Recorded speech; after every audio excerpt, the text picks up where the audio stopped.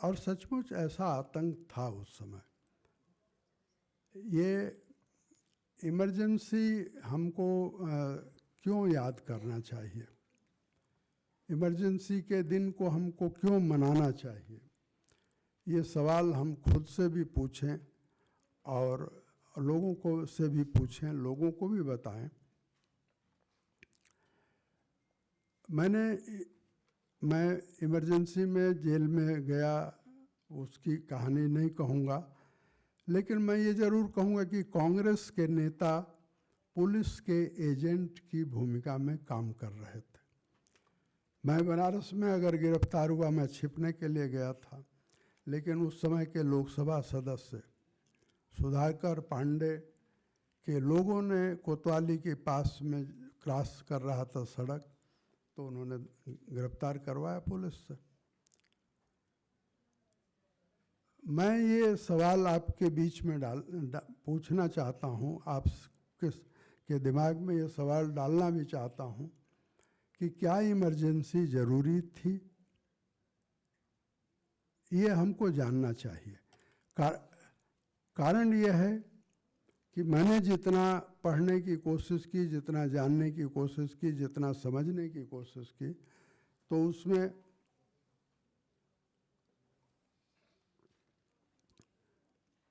मैंने ये पाया कि इमरजेंसी की कोई ज़रूरत नहीं थी। 26 जून की सुबह इंदिरा गांधी ने रेडियो पर जो भाषण दिया है उसको खोज लीजिए, उसको पढ़िए और उसके बाद सच्चाइयों से उसका मिलान करिए। तो क्या जयप्रकाश नारायण ने पुलिस को बगावत के लिए उकसाया था? क्या जयप्रकाश नारायण ने सेना को बगावत के लिए उकसाया था? नहीं, सरासर झूठ है। लेकिन इंदिरा गांधी ने ये इमरजेंसी लगाई। इमरजेंसी क्यों लगाई? तो प्रोफेसर पी.एन. धर की पुस्तक का मैं आपको जानकारी दे रहा था। पहले मैं बताऊं आपको कि प्रोफेसर पी.एन. धर थे कौन।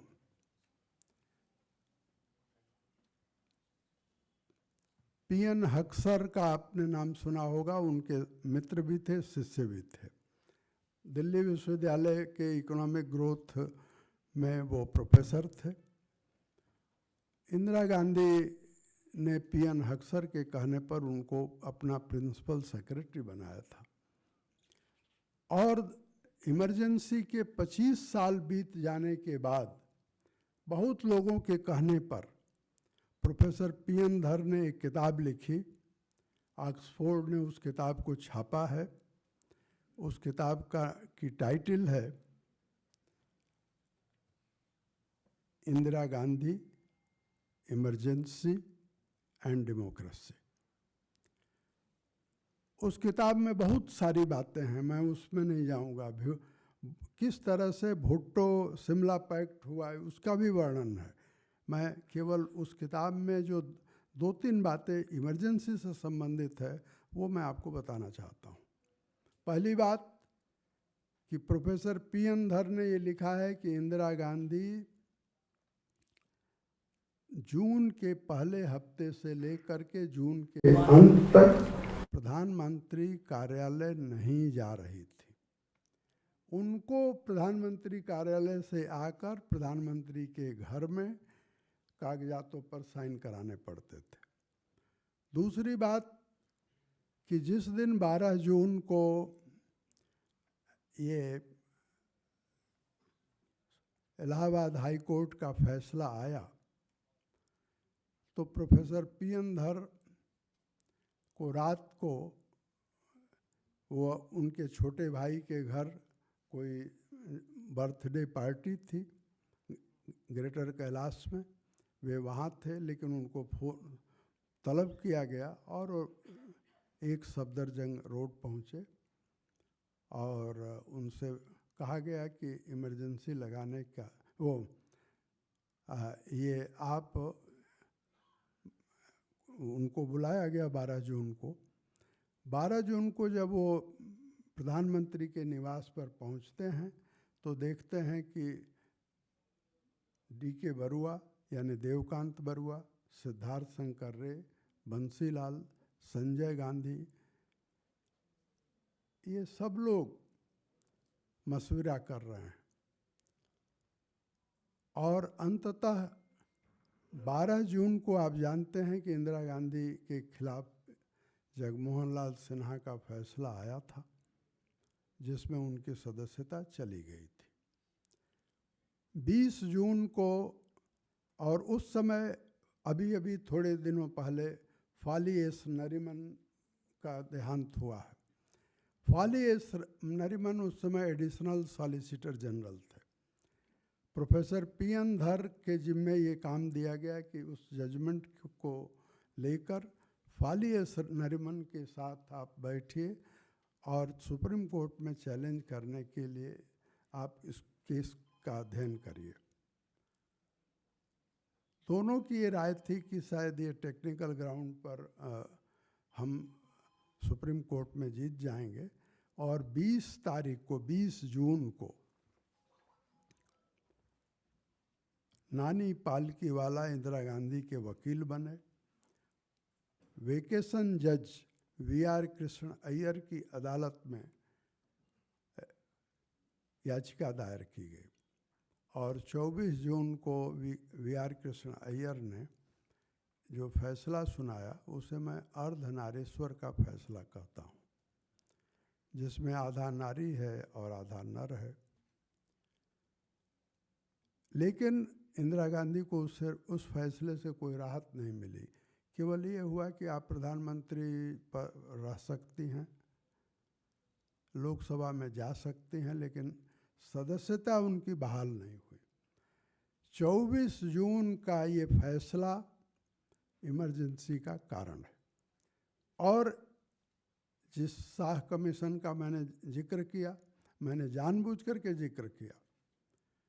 शाह कमीशन की रिपोर्ट अगर आप पढ़ेंगे तो उसमें सिद्धार्थ शंकर रे, जो इंदिरा गांधी के दोस्त भी थे, बैरिस्टर भी थे और पश्चिम बंगाल के चीफ मिनिस्टर भी थे, उन्होंने शाह कमीशन के सामने ये गवाही दी है कि 25 जून की सुबह मैं इंदिरा गांधी के साथ जब फखरुद्दीन अली अहमद साहब के पास जा रहा था, यानी राष्ट्रपति के पास, तो विजय चौक पर गाड़ी पहुंची और इंदिरा गांधी ने मेरी तरफ रुख करके कहा कि सिद्धार्थ, यह बताओ कि मंत्रिमंडल की बैठक बुलाए बगैर कैसे इमरजेंसी लगाई जा सकती है। और सिद्धार्थ शंकर रे ने उनसे कहा कि 4-5 घंटे का मुझे समय दीजिए, मैं पढ़कर कुछ कानूनी उपाय आपको बताता हूँ। और उन्होंने उपाय बताया कि अगर राष्ट्रपति दस्तखत करने के लिए तैयार हो जाएं, तो आप इमरजेंसी की कार्रवाइयाँ शुरू कर सकती हैं, लेकिन इमरजेंसी की घोषणा तो तभी होगी। आज भी आप संविधान उलट करके देख लीजिए तो उसमें लिखा हुआ है कि मंत्रिमंडल के बगैर मंजूरी के इमरजेंसी की घोषणा नहीं की जा सकती, चाहे वो एक्सटर्नल इमरजेंसी हो या इंटरनल इमरजेंसी हो। परंतु इंदिरा गांधी ने इमरजेंसी की घोषणा तो 26 जून को की। सुबह 4 बजे, रात में सुबह के 4 बजे मंत्रियों को जगा जगा करके और एक अकबर रोड के उस इंदिरा गांधी के रेसिडेंशियल ऑफिस में कैबिनेट की बैठक बुलाई गई और उसमें राष्ट्रपति के आदेश को सुनाया गया। उसका मतलब था कि आप रेटिफाई करिए। मंत्रिमंडल ने कुछ बोला नहीं, लेकिन एक व्यक्ति ने सवाल पूछा और उस व्यक्ति को मैं आज स्मरण करता हूँ आदर के साथ। वो थे सरदार स्वर्ण सिंह। उन्होंने पूछा कि मैडम, इमरजेंसी की ज़रूरत क्या थी? और मैडम के पास कोई जवाब नहीं था। मैडम को जल्दी थी रेडियो पर जाने की। तो ये जो इमरजेंसी लगाई गई, अगर भारत की जगह कोई दूसरा देश होता तो इंदिरा गांधी के खिलाफ जिस तरह से न्यूरमबर्ग का ट्रायल हुआ था, उस तरह से लोगों की हत्या के लिए, लोगों को जेलों में डालने के लिए इंदिरा गांधी के खिलाफ मुकदमा चलाया जाता। मैं तो यह कहना चाहता हूँ इस अवसर पर कि इमरजेंसी के 50 साल हो रहे हैं। 50वें साल में शाह कमीशन की रिपोर्ट फिर से छापी जानी चाहिए। इंदिरा गांधी ने जो ज्यादतियाँ की, उस सरकार ने जो ज्यादतियाँ की, उसके खिलाफ फिर से सुप्रीम कोर्ट में मुकदमा दायर होना चाहिए। कितने लोगों की जानें गई। और दूसरी तरफ पता नहीं आप में से कितने लोगों ने पढ़ा है, मैं नहीं जानता, के विक्रम राव अभी जीवित हैं। जॉर्ज फर्नांडिस के साथ डायनामाइट कांड में टाइम्स ऑफ इंडिया के वो रिपोर्टर थे।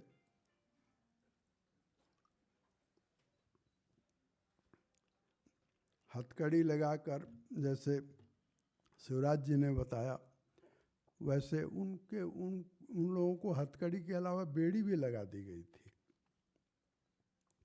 के विक्रम राव ने इमरजेंसी के अपने अनुभव लिखा है। उस अनुभव को मैं नहीं बताना चाहता यहाँ, आप पढ़ लेंगे, लेकिन उसमें एक गजब की सूचना है और उस सूचना का संबंध आज के आदरणीय प्रधानमंत्री नरेंद्र मोदी से। के विक्रम राव ने लिखा है कि मुझसे पूछा गया, मेरी पत्नी ने पूछा कि तुमको किस बात की कमी महसूस हो रही है, तो मैंने कहा कि मुझे अखबार नहीं मिलता। ये बात उस समय के अंडरग्राउंड वर्कर नरेंद्र मोदी को पता चली, तो रोज जॉर्ज फर्नांडिस और के विक्रम राव और उनके साथियों को उस जेल में रोज सुबह अखबार का बंडल जो व्यक्ति पहुंचाता था, उसका नाम था नरेंद्र मोदी। और ये बात के विक्रम राव ने भी लिखी है और के विक्रम राव के बेटे ने भी कल लिखी है, और दोनों ने मेरे पास भेजा।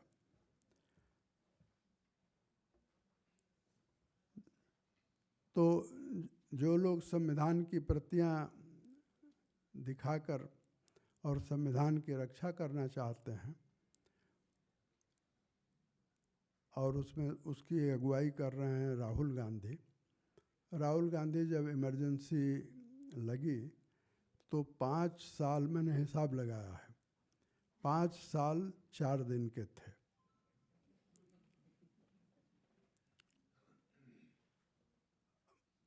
इस मंच से मैं सलाह दे सकता हूं, मुझे लगता है मैं उनको ये सलाह देना चाहता हूं कि आप बिशन टंडन की वो 2 किताबें पढ़ लीजिए। प्रधानमंत्री कार्यालय से आपातकाल की डायरी 2 खंडों में है, और पीएन धर की वो किताब पढ़ लीजिए। ये दोनों, बिशन टंडन प्रधानमंत्री कार्यालय में 11 साल थे। प्रोफेसर पीएन धर 71 में प्रधानमंत्री कार्यालय उन्होंने ज्वाइन किया था, और मुरारजी भाई जब प्राइम मिनिस्टर हुए तो मुरारजी भाई को प्रधानमंत्री की जिम्मेदारी संभालने का सहयोग देने के बाद उन्होंने उनसे कहा कि मुझे आप छोड़ें। तो प्रधानमंत्री मुरारजी भाई ने पूछा कि तुम्हारी जगह दूसरा नाम कौन सा हो सकता है, कैबिनेट सेक्रेटरी कौन हो सकता है। पीएन धर ने जो नाम बताए उसको मुरारजी भाई ने स्वीकार कर लिया। ऐसा प्रामाणिक व्यक्ति जब अपनी किताब में लिखता है कि इंदिरा गांधी जो जानकारी उन्होंने दी है, इमरजेंसी लगाने का फैसला अपनी कुर्सी बचाने के लिए इंदिरा गांधी ने किया, और इमरजेंसी के दौरान जो राज चला वो संजय गांधी का राज था। इसलिए उस दौरान एक शब्द प्रचलित हुआ, extra constitutional authority.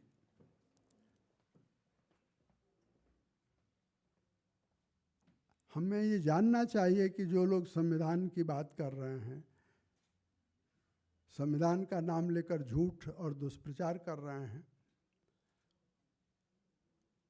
Indira Gandhi ने इमरजेंसी के दौरान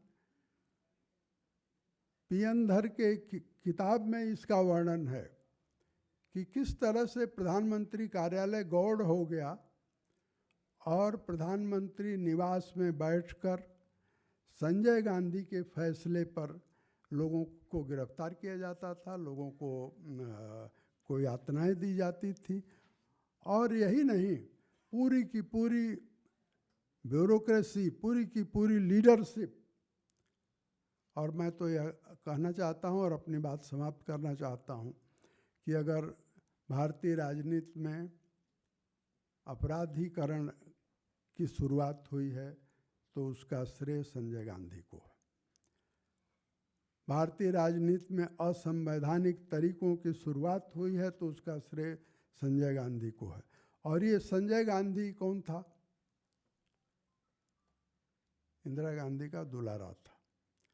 तो देश संविधान के हिसाब से नहीं चल रहा था, देश संजय गांधी के हिसाब से चल रहा था। 26 जून को 25 जून की आधी रात से कार्रवाई जरूर शुरू हुई, लेकिन हमें 26 जून को इमरजेंसी का दिन मानना चाहिए, जिस दिन इमरजेंसी की घोषणा हुई। और इसलिए यह आयोजन उस दिन है और जो लोग 25 जून को मनाते हैं वो भी सुधारेंगे अपने को, और यह आयोजन 26 जून को ही होना चाहिए। मैं आप सबकी ओर से, वैसे तो दूसरे लोग धन्यवाद देंगे, लेकिन मैं आदरणीय शिवराज सिंह जी चौहान